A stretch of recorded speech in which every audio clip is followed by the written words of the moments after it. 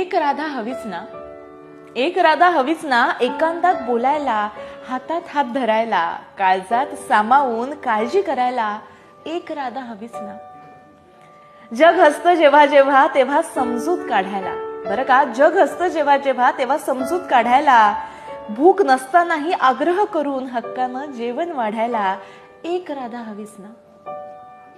कुणीच नसतं आपलं असं एकाकीपण भरायला, कुणीच नसतं आपलं असं एकाकीपण भरायला, नकळत ओघळणारे दोन अश्रू तळ हातावर धरायला, एक राधा हवीच ना. श्वास होतो मंद मंद धडधड नुसती ऐकायला, श्वास होतो मंद मंद धडधड नुसती ऐकायला, शांत निवांत शेवटाला सुरेल भैरवी गायला, एक राधा हवीच ना. आसमंत रीता होताना आभाळ भरून आणायला, आसमंत रीता होताना आभाळ भरून आणायला, होय मी फक्त तुझीच आहे कानांमध्ये म्हणायला, एक राधा हवीच ना, एक राधा हवीच ना.